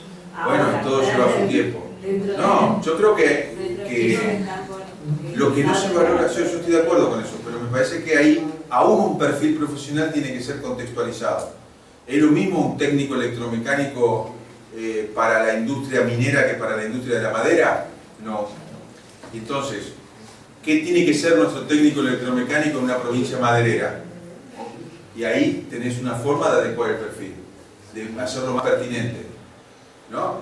A ver, digo esto, perdonen la brutalidad, a lo mejor estoy diciendo una pavada, no es un técnico electromecánico, a lo mejor es otro tipo de técnico, pero quiero decir, entendiendo que no es lo mismo un maestro mayor de obra en Mendoza o en San Juan que en provincia de Buenos Aires.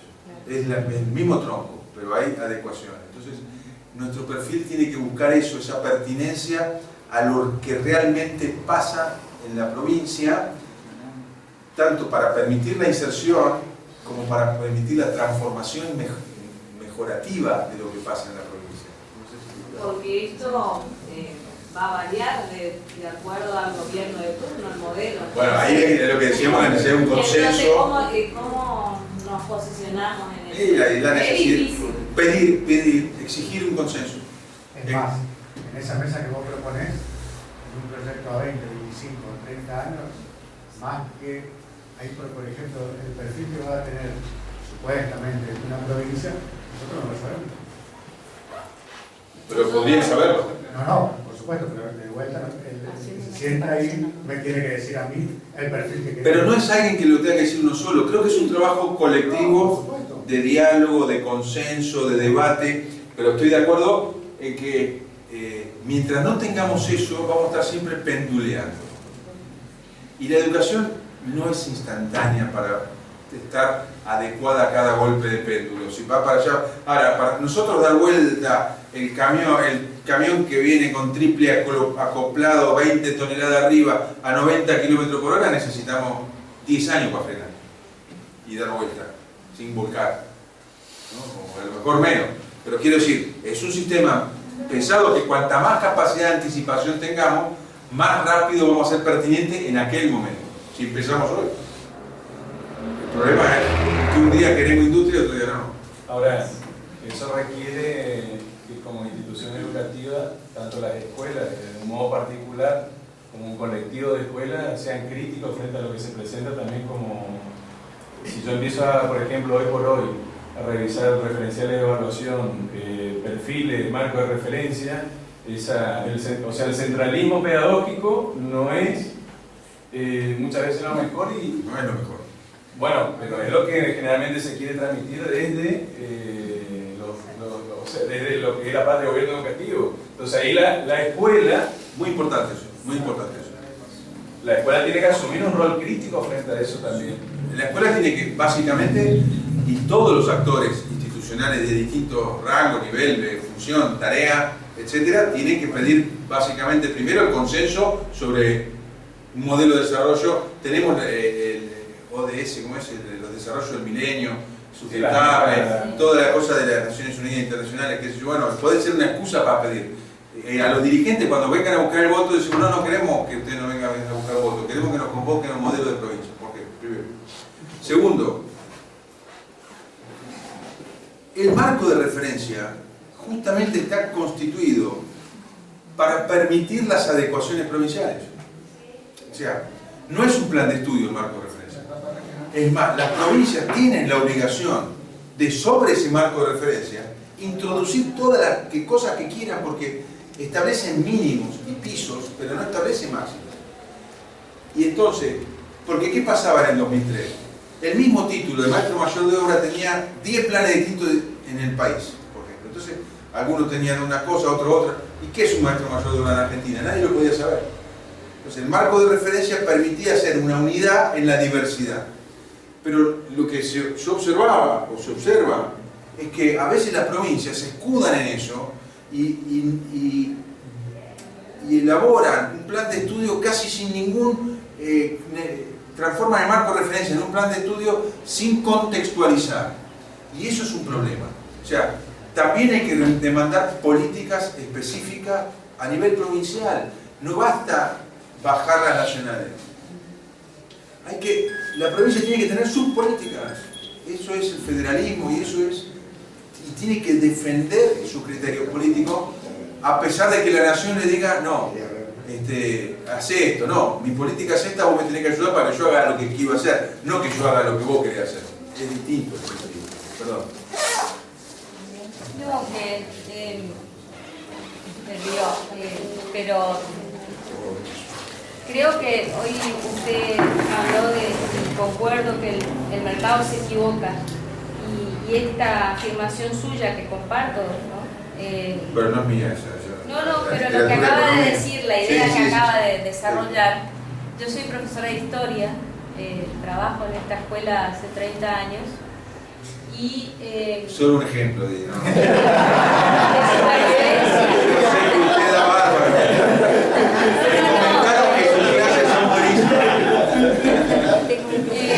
No, pero en todo caso un ejemplo de supervivencia en un ambiente que es bastante hostil a veces para las materias que son generalistas, ¿no?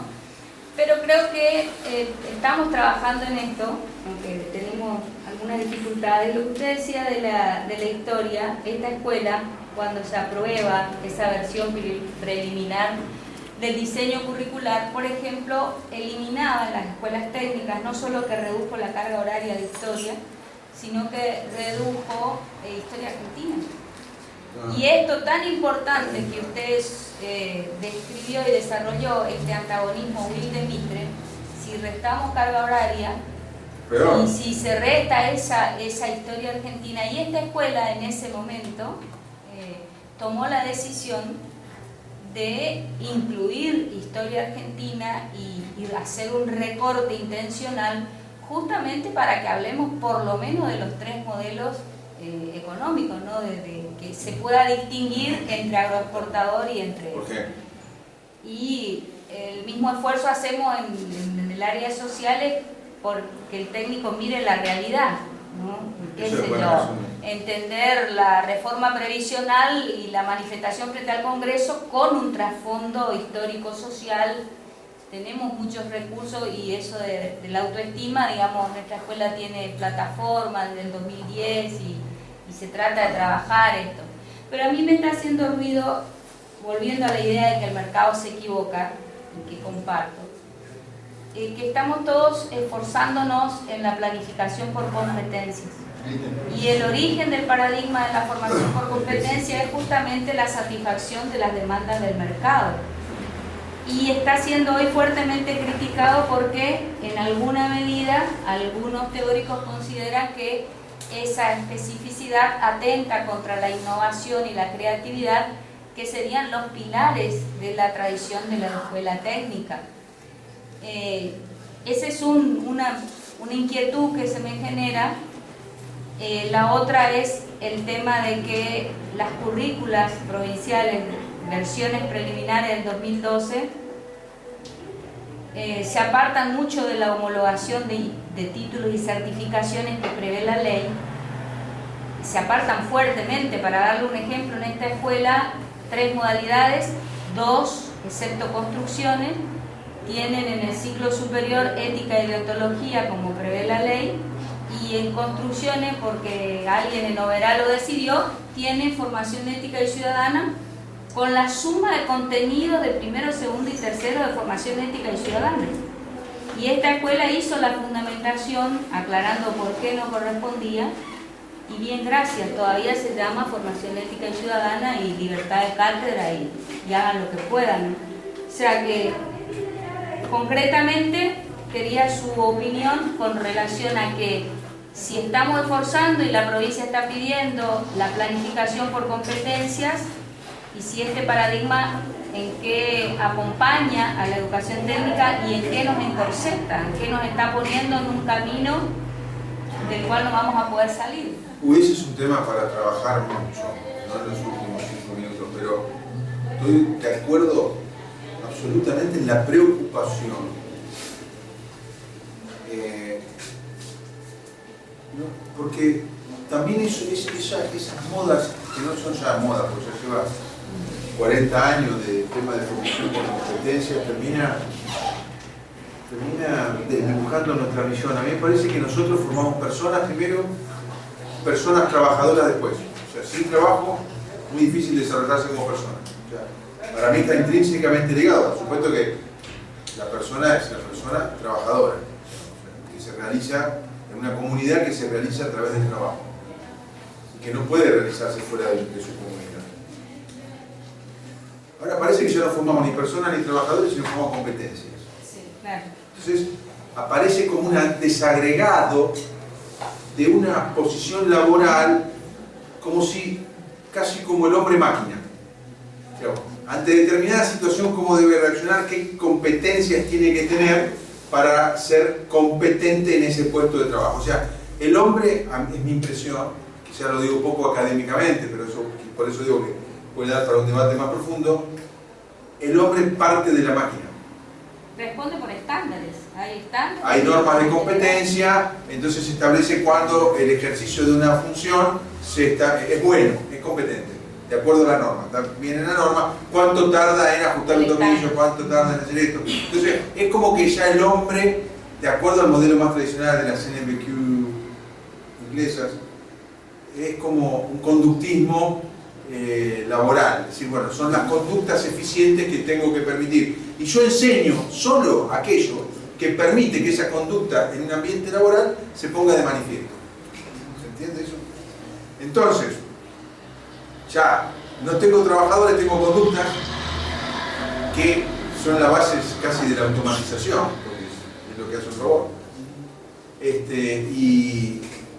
Y luego hay una, ¿cómo podría decir? Hay como un deshilachamiento también, se desdibuja el trabajador para hacer función, y esa función tiene que ser polivalente y termina derivando en precarización laboral. Es una ecuación larga, pero termina... De hecho, los sindicatos europeos en el año 75, con la crisis de la lana y del petróleo, se oponían a la formación por competencia porque era un camino hacia la precarización laboral. Entonces, un elemento. Podremos cuestionarnos hoy si lo es o no lo es. Creo que los gremios que mejor relación tienen con la patronal son aquellos que están defendiendo la formación por competencia, no todos, por otro lado. Pero nunca he visto que un gerente general de una compañía se someta a un proceso de formación por competencia. Siempre es un proceso que se aplica sobre las calificaciones más bajas. ¿Ustedes conocen la formación de un gerente de recursos humanos por competencia? ¿Un gerente financiero por competencia? ¿Un gerente de marketing? No. Es siempre las posiciones más bajas del diseño de la producción, aquellas que son pasibles de ser evaluadas, formadas y evaluadas por competencia. Con lo cual, yo ya desconfío, perdónenme la sinceridad, porque si formamos todo por competencia, formamos todo por competencia. Eso es lo que estamos buscando, los docentes acá en la escuela estamos trabajando con las planificaciones por competencia, pero hay muchos que no estamos totalmente, podríamos decir, convencidos de ese tema. Pero ustedes recibieron, ¿qué es planificar por competencias para ustedes? Y preguntamos allá, al consejo, al ministerio, y bueno, y no hay nada oficial, digamos. Eso es como un... Ustedes quédense tranquilos porque ustedes seguramente planifican como siempre, pero en vez de llamarlo objetivo o lo que sea, lo llaman competencia. Sí. Es lo mismo que siempre. Si ustedes hacen lo mismo que siempre, pongan el nombre que quieran. ¿Estamos de acuerdo? ¿Por qué es eso?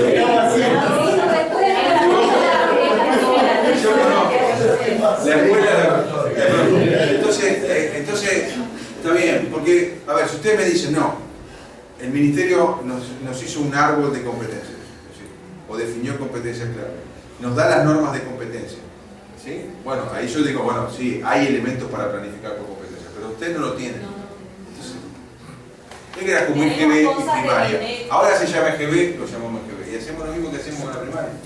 Antes era el polimodal y secundario, ahora es polimodal, hacemos polimodal y hacemos lo mismo que hacemos con el secundario. Quédese tranquilo que está bien. Ahí sí todo un trabajo, entre comillas, a nivel formativo que